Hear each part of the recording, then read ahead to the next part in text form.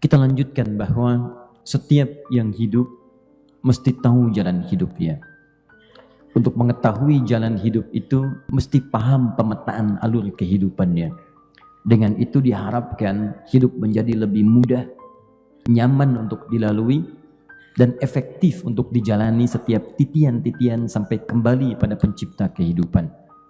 Karena kita diciptakan sebagai manusia, maka kita mesti mengetahui peta kehidupan kita, tugas kita, kenapa Allah menciptakan kita sampai kembali kepada Allah Subhanahu wa Ta'ala. Tadi telah kita urai dalam pembukaan bahwa kita dicipta dengan nama yang khusus, dengan jenis yang khusus, dan dengan misi yang istimewa. Saking istimewanya Allah langsung sampaikan infonya pada para malaikat dan diminta kita memaknai itu semua dengan pemahaman yang dalam. Quran surah ke-15 ayat ke-28 tadi telah kita uraikan, wa idz qala rabbuka lil malaikati inni khaliqun basyara.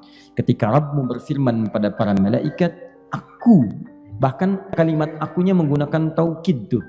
Taukid itu penguat. Jadi kalau misalnya Anda menemukan kalimat dalam Quran dimulai dengan kata inna, anna dan sejenisnya, itu menunjukkan informasi yang disampaikan mendapati penekanan yang kuat. Bahasa cepatnya penegasan. Padahal Allah bisa katakan begini, wa idz qala rabbuka lil malaikati khalaqtu basyara. Tapi Allah kemudian memilih redaksi yang ingin memberikan penegasan yang kuat pada setiap hamba. Inni, aku benar-benar telah ciptakan ya. Kalian jangan ragu ya, aku tegaskan nih, aku telah menciptakan makhluk yang bukan malaikat, bukan jin, bukan hewan. Dan ini sangat istimewa. Saya, Anda, kita saat diciptakan oleh Allah itu makhluk istimewa, kita mesti bangga.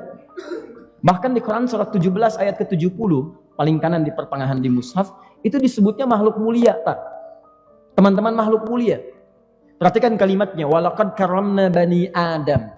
Kami telah muliakan semua anak cucu Adam. Kita ini makhluk mulia. Gak pernah ada statement Quran mengatakan misalnya hewan mulia, gak ada. Malaikat misalnya, ada kalimat-kalimat pujian, tapi tidak seindah apa yang disampaikan Allah kepada manusia. Biasanya kalimat-kalimatnya spesifik. Imma Jibril saja, imma Mikail saja, atau yang lain saja, tapi manusia tidak. Semua anak cucu Adam manusia. Kata Allah, karamna bani Adam, kami ciptakan semuanya mulia. Kami jadikan semua mulia. Disebutkan 7 kali dalam Al-Quran kalimat bani Adam. Jadi saya ingin katakan, kita mesti bersyukur kepada Allah, diciptakan dalam keadaan yang sangat mulia. Tampilan fisiknya terbaik. Makanya disebut ahsan. Tadi imam kita saat maghrib di rakaat kedua membaca Quran surah 95. Wattini wazzaitun wa turi sinin wa hadzal baladil amin laqad khalaqnal insana fi ahsanit taqwim. Ahsan itu bentuk superlatif dalam gramatikal bahasa Arab. Disebut af'alut tafdil yang menunjukkan keutamaan. Jadi kalau ada bentuk makhluk yang bagus, ini yang paling bagus.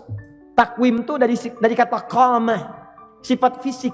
Jadi dari tampilan fisik saja kita sudah sempurna.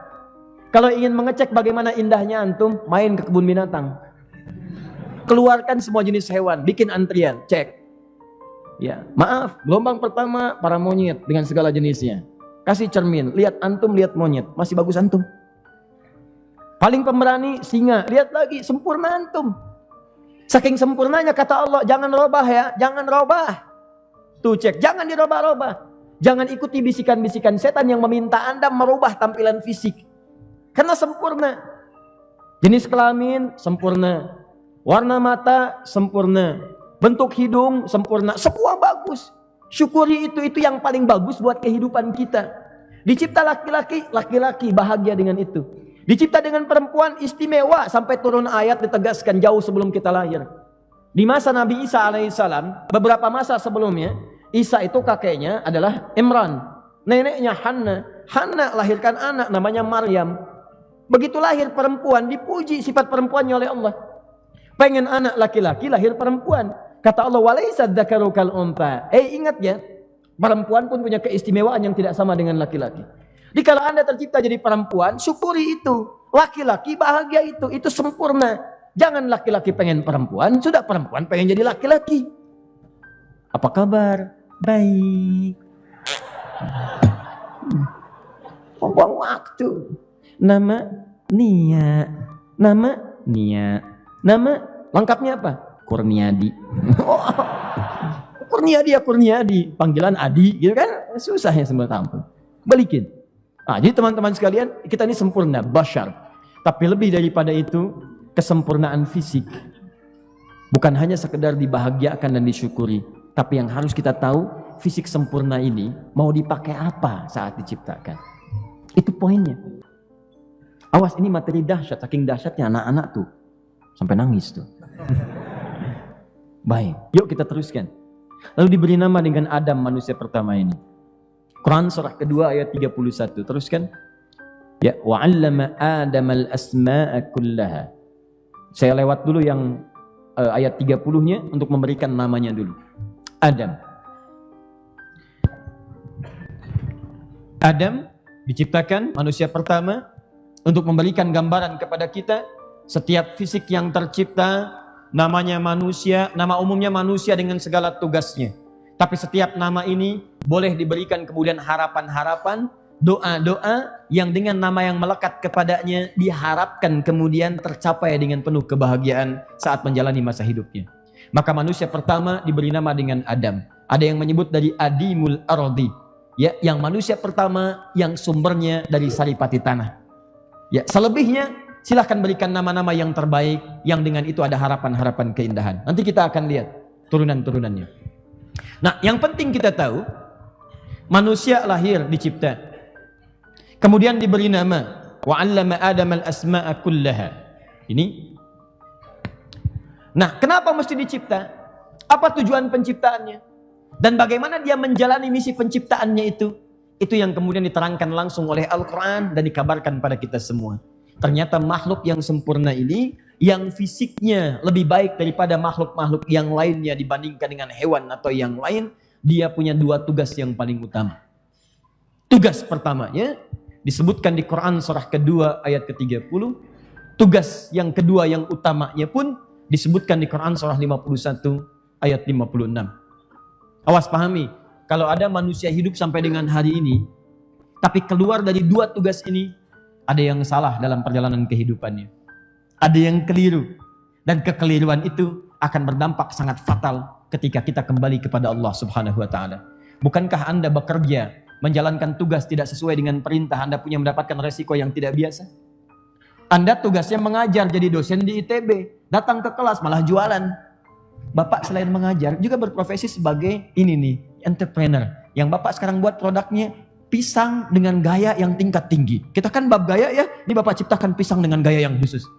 Tawarin, nanti kalau waktu istirahat beli pisang ini.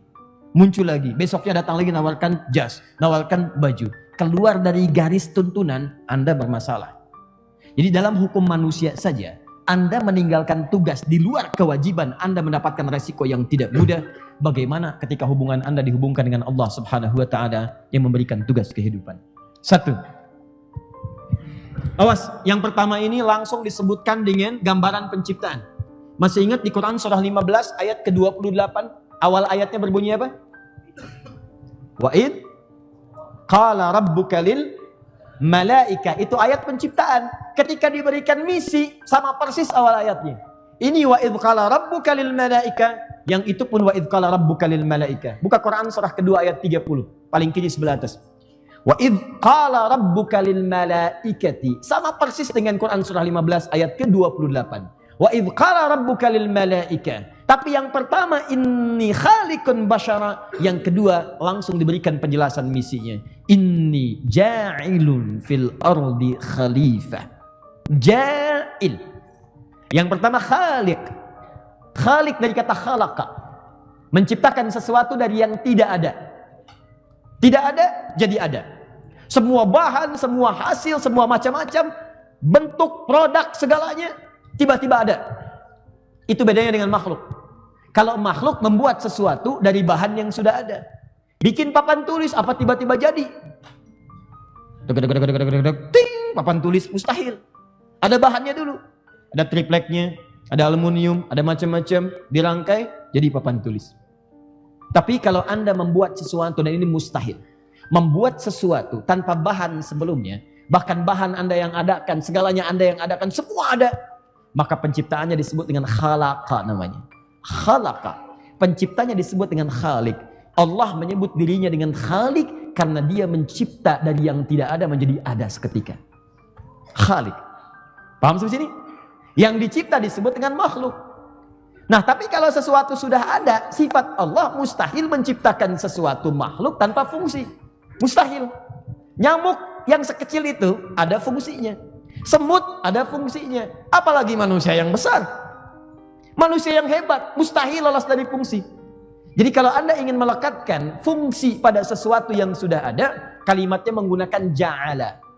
Yang memberikannya disebut dengan ja'ilun. Misal, ini apa? Spidol. Apa fungsi spidol? Belum tentu. Kalau saya katakan ini untuk melontar yang ngantuk. Maka apa bahasa Arabnya? Inni ja'ilul qalama ramyan lin nu'as. Superman? Ya. Saya ingin jadikan spidol yang ini khusus untuk melontar yang ngantuk.